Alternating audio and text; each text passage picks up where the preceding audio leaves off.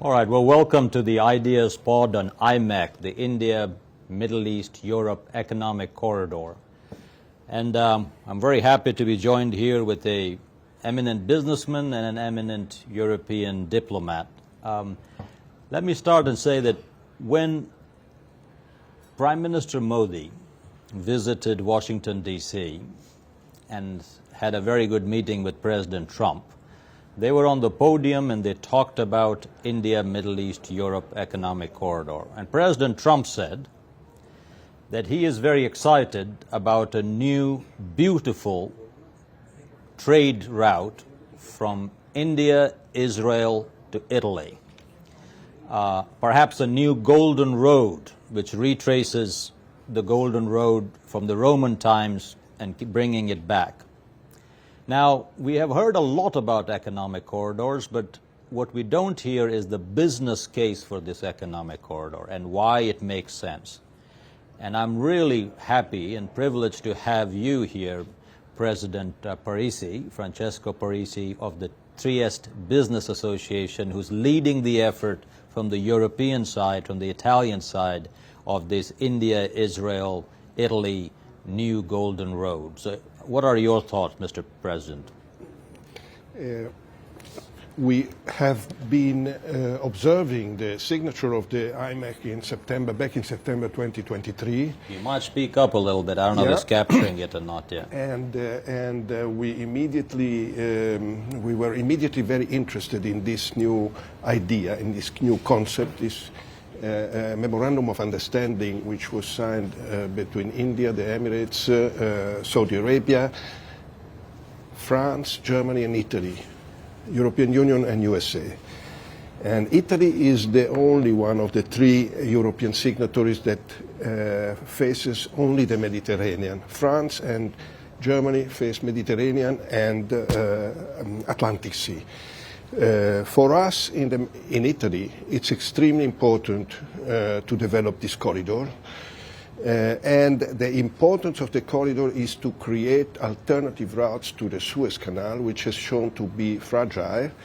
And if the routes, the land bridge is functioning, then the supply chain managers around the world will trust again that this is a viable connectivity between the Indian Ocean and the Mediterranean. Let me ask Ambassador Vlahutin. Ambassador, you were the European ambassador for connectivity.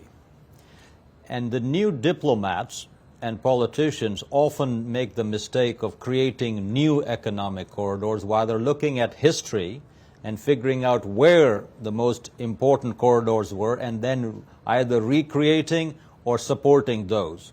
So there is no corridor greater than this golden road, which from the Roman times, which before Christ, was a place where India was 20 to 30% of global GDP, and the Roman trade between India and Rome, the Indo-Mediterranean trade, paid for almost 30% of the Roman Empire's budget annually, just on the taxes on the customs of this trade. So in some ways, from the European global gateway perspective, and the European way of doing infrastructure, how do you think this particular corridor shapes up, and what's its future in you? I think this is, to be very honest, the first truly strategic thinking when it comes to connectivity in the past many years.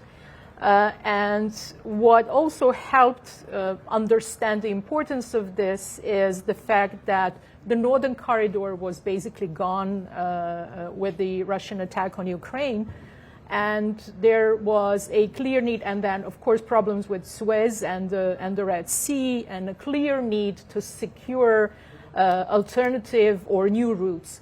And what added to it is the European need to diversify and de-risk. And India, as you very well know, is one of key partners in this endeavor.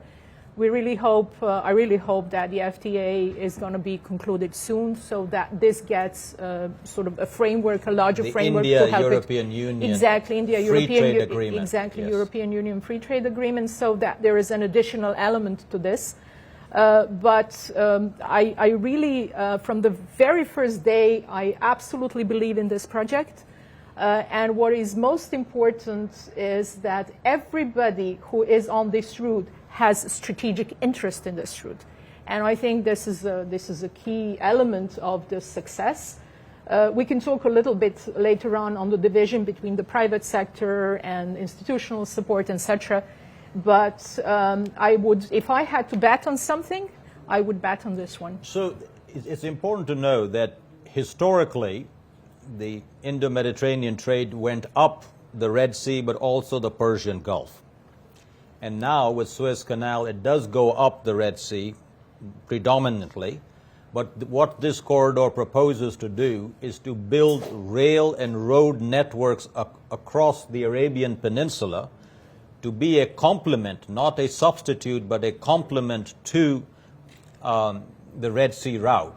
Now, in so doing, it transformed the West Asia from a land of conflict to a land of trade and commerce and peace and prosperity, where UAE, Saudi Arabia, Israel are all working, as you said, in their own interest to support this.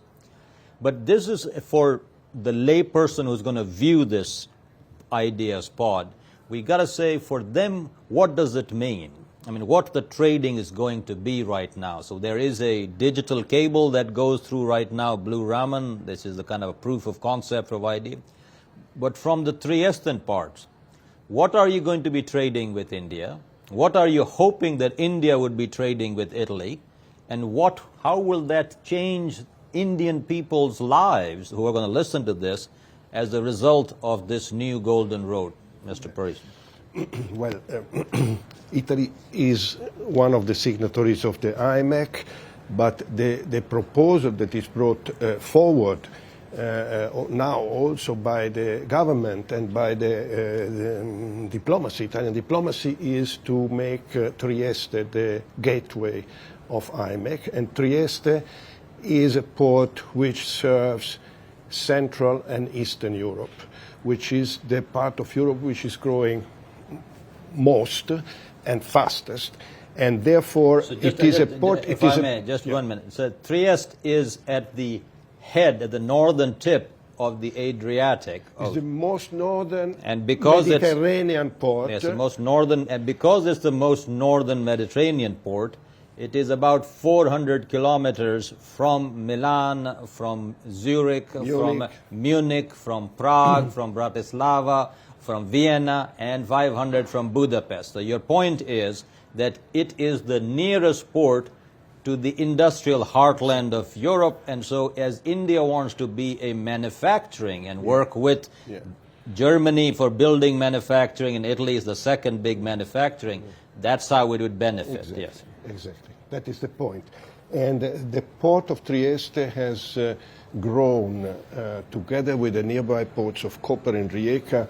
It was the port range which has grown most in the last 10 years in Europe, and this is because of the consequences. It's the fastest growing Mediterranean port right now. Yeah, exactly, and this is because of the consequences of the fall of the Iron Curtain first, and second, the joining of the European Union of all hinterland countries. So the port of Trieste has new infrastructure for dry goods under construction, and in 5 years' time, the capacity for dry goods will double, and the train connectivity is extremely well advanced. The ambassador said yesterday we have already exceeded 50% of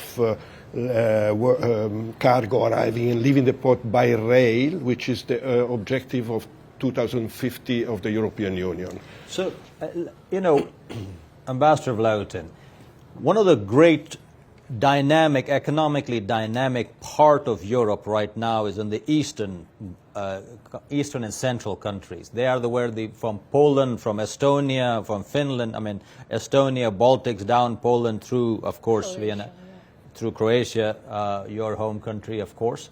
And so in this context, there is this 3 Cs initiative, which is to sort of improve the connectivity between the Black Sea, the Baltic Sea, and the Adriatic. So this is the economic dynamic engine of Europe. And Trieste connects the 3 Cs initiative to IMEC, and by so doing, extends IMEC all the way to Finland and brings Finland and Poland all the way down to India.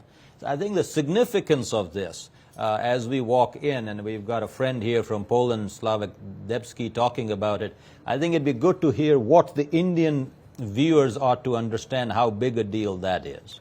I mean, it's a major deal. There are two things that are happening in Europe. First, you said the growth on sort of central and northern borders of the European Union, and also basically a complete change from what was east-west logic to north-south. Again, Russian attack on Ukraine has basically blocked that way towards east, and everything is now north-south, and there is a lot to be built there as well, because in the previous decades that was not the case. So there will be a lot of investment in critical infrastructure in that part of Europe. And the second thing is, after many years or many decades, Mediterranean again, I think, is the central sea for Europe. So there is a major outlook towards the south. There are two basically southern routes. One will go directly to Africa, of course, and one is IMEC, which goes towards India. The new Golden Road. The new Golden Road. But this is extremely important, as you know, that there is a lot of sort of disinvestment from China. There is a lot of European private sector people who want to invest somewhere else, but that's not easy if you don't have all the right ingredients for it. So if India is to be further developed as an alternative manufacture hub, then you really need to invest in critical infrastructure. So we have 2 minutes, and I want to say what's next, okay? So I want to, Mr. President there, Mr. Parisi, you are talking about holding a business summit of India, Israel, and UAE and European in Trieste to support this thing. Hopefully India will take a steering committee to sort of support IMEC and the new Golden Road going forward. It'll feature very prominently in relation between U.S., India, U.S., Israel, U.S., Italy. But I want to give you two last words, is to say, what do you expect to see at the next Raisina in 1 year? What advancement do you do? So if you do this next year again, what would you tell to the reader, this is what we accomplished? Very quickly. In 1 year, we have to know a little bit more what kind of infrastructure and investment are going to come along this corridor, because this is an important part, especially on the Arabic Peninsula. Okay, but you would like to have the businesses at least talking to each other and figuring out how it's going to help. Yeah. Ambassador Vlahutin. I really expect that the institutions will come with very clear instruments of how to support this. One is the question of standards, norms, and interoperability, so that's on the soft connectivity, and the other one is money, and how they are going to support and guarantee for massive investment that is needed in this. With instruments that we have, I don't think it can work. So I think we will have to have a bit more imagination and think of how do we create some kind of dedicated infrastructure fund, or how to use some other funding that is going to be available for this type of really a major undertaking. So I think what you're saying is that there's tremendous amount of enthusiasm, and we need a lot more work, but I have to make a very more positive. I think without even the government getting involved, without the infrastructure happening, the very fact that the economies of India, the Middle East, Israel, and Europe are not only growing but also trading, that itself, if nothing happened, yes, you'll be here next week in next pod talking about this and saying you've already held a summit of businesses in Trieste, that you have made as hopefully a secretariat here, identified both the infrastructure and the regulatory bottlenecks, and made substantial progress towards it. To hear more, check in next time. That's the end of this Ideas Pod. Thank you very much. Thank you.